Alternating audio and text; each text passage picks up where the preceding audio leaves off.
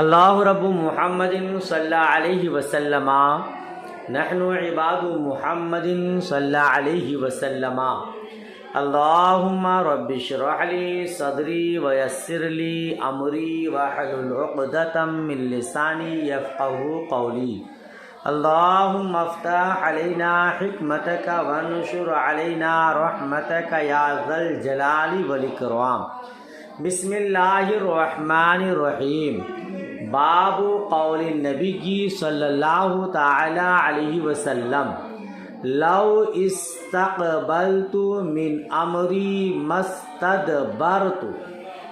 حدثنا یحیی بن بکیر حدثنا اللیث عن عقیل عن ابن شہاب حدثني عروة أن عائشة قالت قال رسول الله صلى الله تعالى عليه وسلم لو استقبلت من أمري ما استدبرت ما سقت الهدي ولا حللت مع الناس حين حلوا۔ یہیں سے ہے، اس سے پہلے آپ پڑھ چکے ہیں، پڑھی بھی عبارت کا ترجمہ مفہوم دیکھیے۔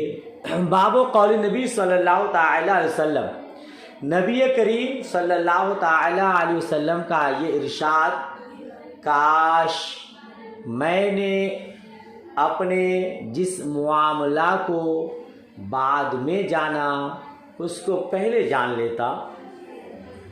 یہ باب ہے، اس بارے میں نبی کریم صلی اللہ تعالی علیہ وسلم کا فرمان، نبی کریم صلی اللہ تعالی علیہ وسلم کا قول، کاش میں نے اپنے جس معاملہ کو بعد میں جانا اس کو پہلے جان لیتا۔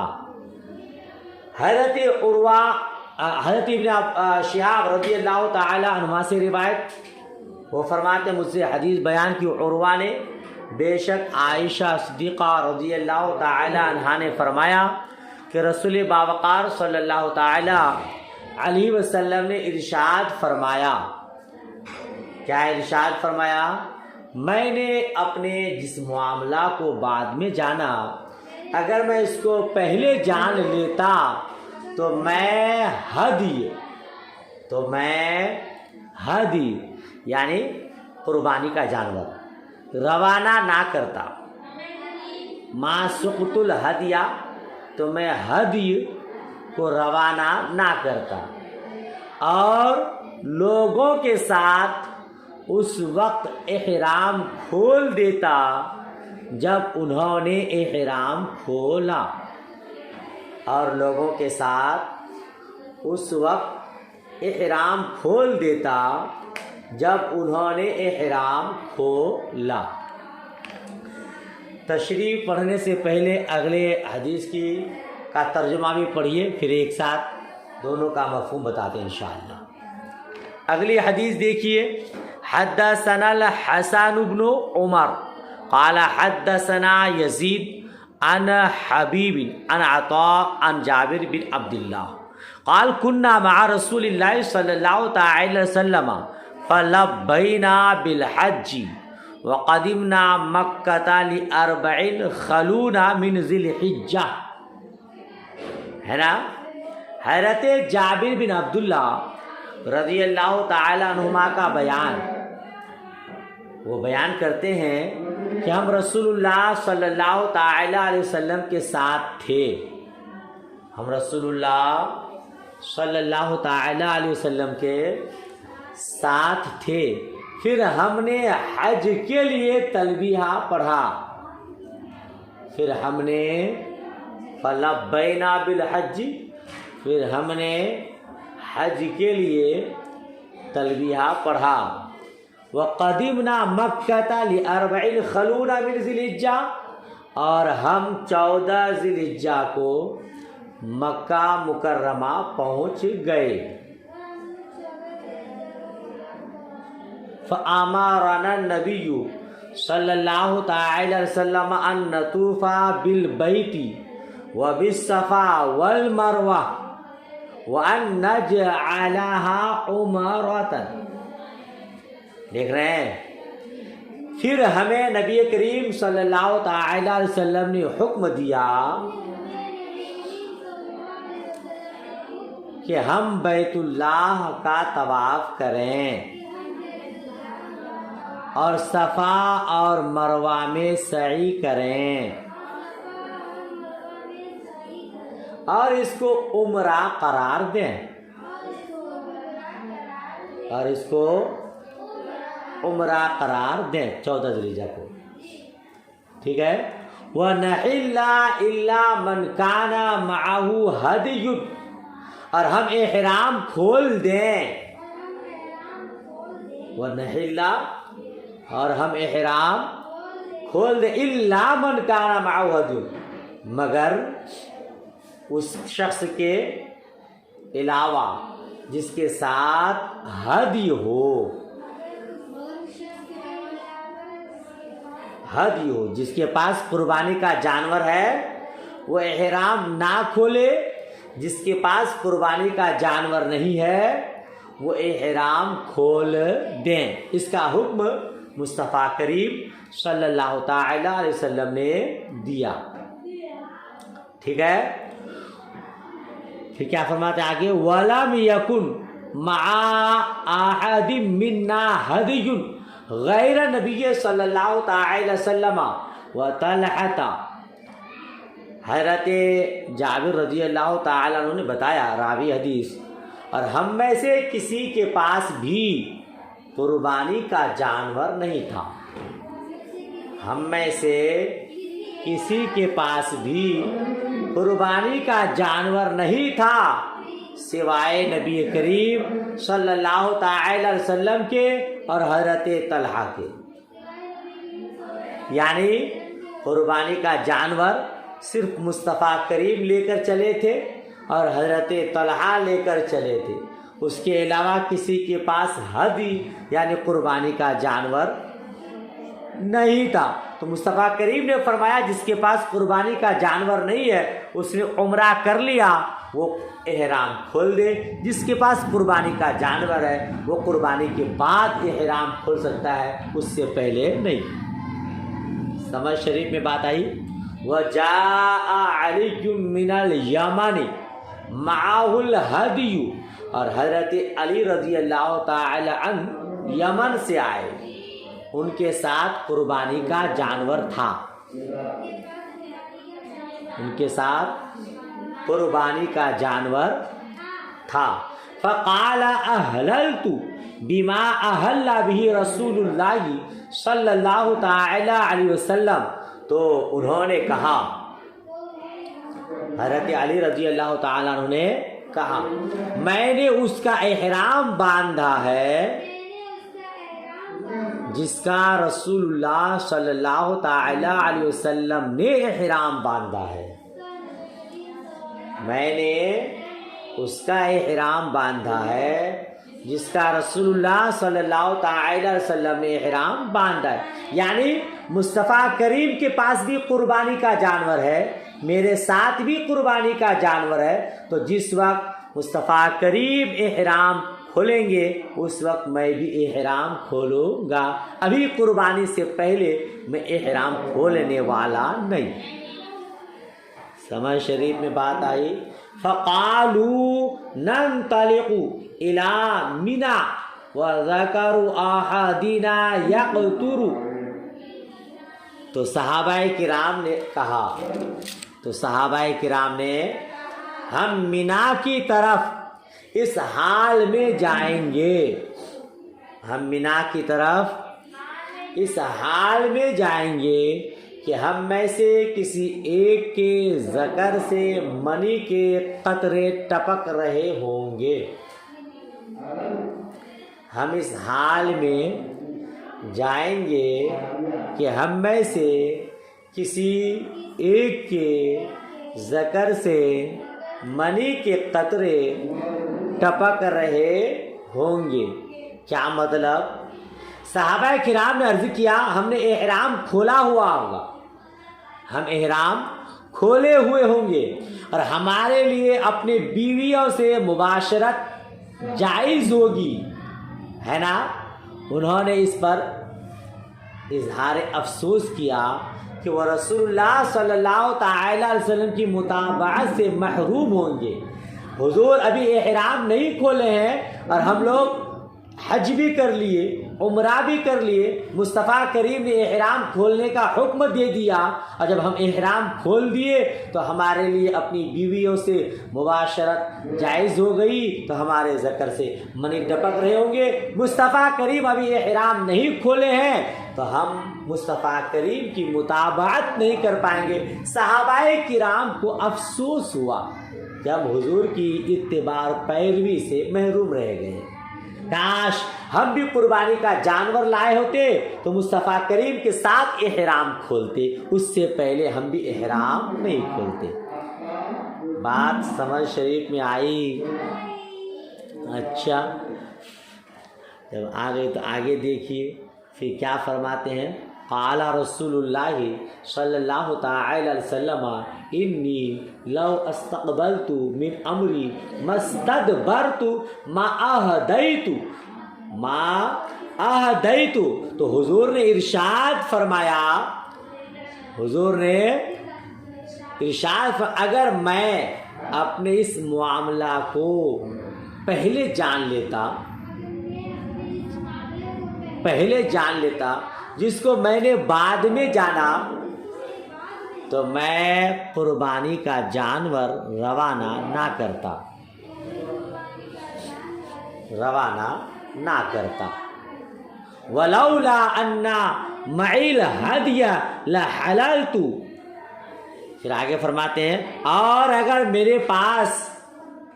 اگر قربانی کا جانور نہ ہوتا, ہدی نہ ہوتا قربانی کا جانور, تو میں بھی احرام کھول دیتا.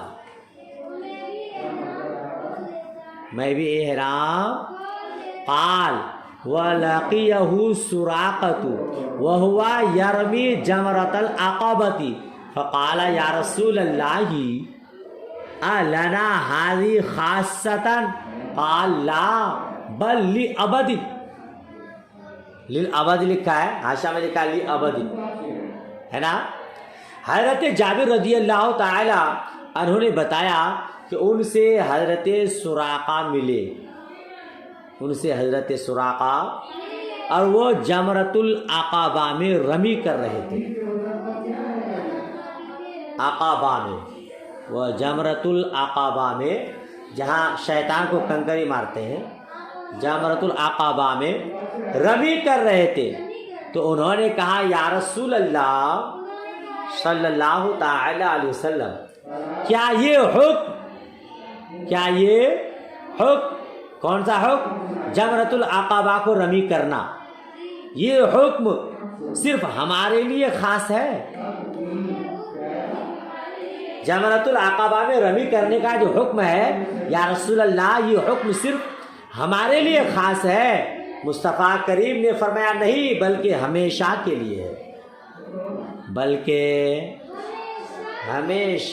لیے ہے, قال وَكَانَتْ عَائِشَةُ قَدِمَتْ مَعَهُ مَكَّةَ وَهِيَ حَائِضٌ فَأَمَرَهَا النَّبِيُّ صلی اللہ تعالی وسلم أَن تَنْسُكَ الْمَنَاسِكَ كُلَّهَا غَيْرَ أَنَّهَا لَا تَطُوفُ وَلَا تُصَلِّي حَتَّى تَطْهُرَ. حضرت جابر رضی اللہ تعالی عنہ نے بتایا, اور حضرت عائشہ صدیقہ رضی اللہ تعالی عنہ مکہ پہنچ گئی. حضرت عائشہ صدیقہ رضی اللہ تعالی عنہ مکہ پہنچ گئی اور وہ حائضہ تھیں, اور وہ پس ان کو نبی کریم صلی اللہ تعالی علیہ وسلم نے حکم دیا کہ وہ حج کے تمام مناسک ادا کریں. وہ حج کے تمام مناسک, تمام ارکان ادا کریں, سوا اس کے کہ وہ بیت اللہ کا طواف نہیں کریں گی. اس کے علاوہ کہ وہ بیت اللہ کا طواف نہیں کریں گی اور نہ نماز پڑھیں گی, یہاں تک کہ حیض سے پاک ہو جائیں, یہاں تک کہ حیض سے پاک ہو جائے اس وقت تک وہ نماز اور طواف، آپ جانتے ہیں کہ حالت حیض میں عورت طواف نہیں کر سکتی ہے نا، اور نماز نہیں پڑھ سکتی. تو مصطفیٰ کریم نے فرمایا کہ تمام مناسک کو ادا کرے گی مگر طواف نہیں کرے گی اور نماز نہیں پڑھے گی یہاں تک کہ وہ پاک ہو جائیں. شاید اس سے پہلے آپ نے یہ مسئلہ پڑھا ہوگا بخاری شریف حصہ اول میں، یا وہاں تک نہیں پہنچ پائے ہوں گے. عورت حالت حیض میں طواف نہیں کرے گی، اب طواف کیے بغیر اگر آ جائے، طواف کیے بغیر اگر آ جائے تو اس وقت تک وہ اپنے شوہر سے صحبت نہیں کر سکتی جب تک کہ پھر سے جا کر کے طواف نہ کر لے. مسئلہ جانتے ہیں محترمہ لوگ، حالت حیض میں طواف نہیں کر سکتی، طواف وداع رخصتی والا طواف، سمجھ رہے ہیں. اب حالت حیض میں وہ کر سکتی نہیں، اور پھر اس کے روانگی کا وقت آ گیا. اب مان لیجئے ملک ہندوستان سے کوئی خاتون گئی اور وہاں جا کر کے وہ حالت حیض میں آ گئی، طواف تو کر سکتی نہیں، اور پھر واپسی کا ٹائم ہو گیا، وہ آ گئی طواف کیے بغیر. تو مسئلہ ہے کہ جب تک وہ طواف نہیں کر لے گی تب تک اپنے شوہر سے صحبت، جی اس کے لیے حیلہ ہے، وہ جہاز والے کو، ٹور والے کو خط لکھے، کسی سے کہلائے کہ وہ رکے، جی، اور نہ رکے اگر تو حیلہ شرعی کرنا ہوگا. اس کے لیے حیلہ شرعی کیا ہے کہ کسی سے، کوئی مرد کسی سے مسئلہ پوچھے اور وہ اجازت دے کہ آپ جا سکتی ہیں. اس کا مسئلہ تفصیل کے ساتھ کتاب الحج میں، وہ حیلہ شرعی کرے گی. اس کے سامنے کوئی مسئلہ پوچھے گا، ٹھیک ہے، کہ عورت حالت حیض میں طواف نہیں کر سکتی اور اس کو جانا ہے واپس، تو کیا کرے گی؟ تو دوسرا آدمی اس کے سامنے مسئلہ بیان کرے گا، پھر جا کر کے وہ آ سکتی ہے. بڑا مسئلہ ہارڈ ہے، سخت ہے. بہرحال یہاں کیا ہوا، مصطفیٰ کریم نے فرمایا یہ طواف کے علاوہ سب مناسک کو ادا کرے، طواف نہیں کرے گی، نماز نہیں پڑھے گی یہاں تک کہ پاک ہو جائے، یہاں تک کہ پاک ہو جائے. تو فلما نزل البطحاء قالت عائشة یا رسول اللہ اتنطلقون بحجۃ وعمرۃ وانطلق بحجۃ. جب صحابہ بطحاء میں پہنچے، وہاں کیا جد و کرم ہے، شہ بطحاء مقام ہے، مقام ہے، مقام بطحاء. تو جب صحابہ بطحاء میں پہنچے تو حضرت عائشہ صدیقہ رضی اللہ تعالی عنہا نے کہا یا رسول اللہ کیا لوگ حج اور عمرہ کر کے جائیں گے اور میں صرف حج کر کے لوٹوں گی؟ یہ کیا لوگ حج اور عمرہ کر کے جائیں گے اور میں صرف حج کر کے لوٹوں گی؟ قال ثم امر عبد الرحمن بن ابی بکر الصدیق ان ينطلق معها الى التنعیم فاعتمرت عمرۃ فی ذی الحجۃ بعد ایام الحج. حضرت جابر رضی اللہ تعالی عنہ نے بتایا، پھر مصطفیٰ کریم نے حضرت عبد الرحمن بن ابو بکر صدیق رضی اللہ تعالی عنہ کو حکم دیا کہ وہ حضرت عائشہ صدیقہ رضی اللہ تعالی عنہ کے ساتھ مقام تنعیم تک جائیں، جہاں احرام باندھتے ہیں، مقام تنعیم تک جائیں. پھر انہوں نے ایام حج کے بعد ذی الحجہ میں عمرہ ادا کیا. ترجمہ ہوا. اس حدیث کو سمجھنے کے لیے آپ کو یہ بات سمجھنی پڑے گی کہ حج 3 قسم کا ہوتا ہے. حج 3 قسم کا ہوتا ہے. ایک افراد یعنی میقات سے صرف حج کا احرام باندھے. یہ ایک ہوتا ہے افراد. کیا مطلب اس کا؟ یعنی میقات سے جہاں احرام باندھا جاتا ہے صرف حج کا احرام باندھے. یہ ہے ایک قسم. دوسری قسم ہے تمتع. حضور شریف میں پڑھا ہوگا. تمتع یعنی میقات سے صرف عمرے کا احرام باندھے. جی آپ لوگ جہاں احرام باندھا جاتا ہے میقات اس کو کہتے ہیں. خالی حج کا احرام باندھے تو افراد. خالی عمرے کا احرام باندھے تو اس کا نام ہوگا تمتع. ٹھیک ہے نا؟ اچھا پھر تمتع کی بھی 2 قسمیں ہیں. ایک وہ جو اپنے ساتھ قربانی کا جانور نہ لے جائے. ایسے لوگ عمرہ کر کے احرام سے باہر آ جائیں گے. جو لوگ احرام کس کا باندھے ہیں؟ عمرے کا احرام باندھے ہیں. اگر وہ قربانی کا جانور نہیں لے گئے ہیں تو عمرہ کر کے احرام سے باہر آ جائیں گے. اور دوسرے وہ جو اپنے ساتھ قربانی کا جانور لے جائیں. یہ لوگ مکہ پہنچ کر عمرہ کرنے کے بعد بھی احرام سے باہر نہ ہوں گے جب تک قربانی نہ کر لیں. سمجھ شریف میں بات آئی؟ تمتع کس کو کہتے ہیں؟ میقات سے صرف عمرے کا احرام باندھے. اب اس کی 2 صورت ہے کہ قربانی کا جانور لے کے گیا یا نہیں. اگر قربانی کا جانور نہیں لے گیا ہے تو عمرہ کر کے احرام سے باہر ہو جائیں گے. اور جو لوگ قربانی کا جانور لے کر گئے ہیں وہ مکۃ المکرمہ پہنچ کر عمرہ کرنے کے بعد بھی احرام سے باہر نہ ہوں گے جب تک قربانی نہ کر لیں. سمجھ شریف میں بات آئی؟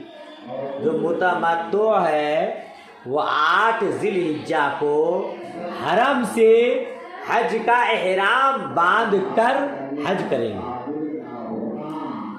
سمجھ شریف بات آ رہی ہے؟ اور تیسری قسم ہے قران یعنی میقات سے حج اور عمرے دونوں کا احرام باندھے. اس کو کیا کہتے ہیں؟ قران. جو میقات سے حج اور عمرے دونوں کا احرام باندھے. تو مصطفیٰ کریم صلی اللہ تعالی وسلم نے قران کیا تھا. عمرے کا بھی ارادہ تھا اور حج کا بھی ارادہ, اور ساتھ میں قربانی کا جانور لے کر چلے تھے.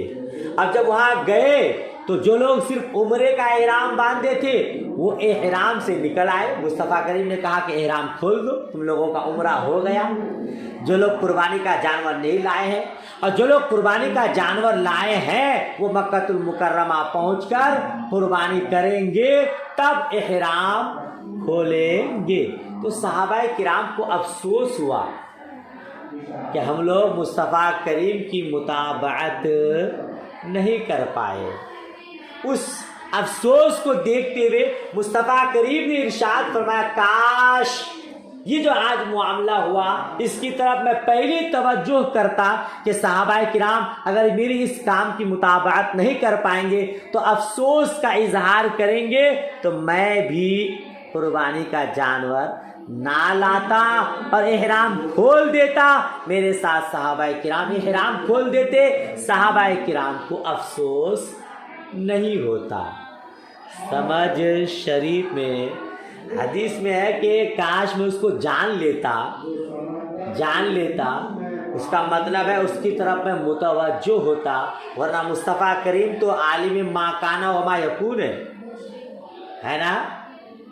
اور کوئی غیب کیا تم سے نہا ہو بھلا, جب نہ خدا ہی چھپا تم پہ کروڑوں درود. اب بد مذہبوں کو موقع مل گیا کہ حضور فرماتے اگر میں جان لیتا تو ایسا نہ کرتا. اس کا مطلب یہ ہوا کہ حضور کو علم نہیں تھا. معاذ اللہ. آپ کیا کہیں گے؟ علم تھا مگر اس معاملہ کی طرف آپ متوجہ نہیں ہوئے تھے, آپ کی توجہ اس کی طرف نہیں گئی. اسی لیے آپ نے کہا کہ اگر میں پہلے ہی اس کی طرف دھیان دیتا، توجہ کرتا تو میں بھی نہ لاتا تو صحابہ کرام میری اتباع کر لیتے، متابعت کر لیتے اور انہیں افسوس نہیں ہوتا۔ اچھا، دوسری بات، حضرت ماں عائشہ صدیقہ رضی اللہ تعالی عنہا نے کیا عرض کیا کہ لوگ حج بھی کریں گے، عمرہ بھی کریں گے، اور میں صرف عمرہ حج کر کے واپس ہو جاؤں گی۔ میں صرف، کیونکہ ایام حج میں عمرہ نہیں ہوتا، مسئلہ جانتے ہیں؟ ایام حج جو 2.5 مہینے ہیں، شوال سے لے کر ذی-القعدہ ذی الحجہ کے 10 دن تک، ان دنوں میں عمرہ نہیں ہوتا۔ اب حضرت ماں عائشہ صدیقہ رضی اللہ تعالی عنہ صرف حج کے لیے گئی، لوگ حج بھی کیے، عمرہ بھی کیے، اور آپ حالت حیض میں بھی تھی، تو مصطفیٰ کریم نے آپ کو روکا۔ پھر آپ حضرت ماں عائشہ صدیقہ رضی اللہ تعالی عنہ کے بھائی حضرت عبد الرحمن کو حکم دیا کہ اس کو لے کر کے وہ مقام تنعیم جائے، وہاں جائے جہاں سے احرام باندھا جاتا ہے۔ پھر 13 ذی الحجہ کے بعد 14 ذی الحجہ کو آپ وہاں لے کر گئے، اور پھر وہاں سے احرام باندھ کر کے آئے، اور آپ نے عمرہ بھی کیا۔ سمجھ شریف میں بات آئی؟ جی ماشاءاللہ۔ بس یہیں تک، چلیے گھنٹی بھی لگ گئی، تو دعائے خیر میں یاد رکھیں۔ اللہ حافظ، خدا حافظ۔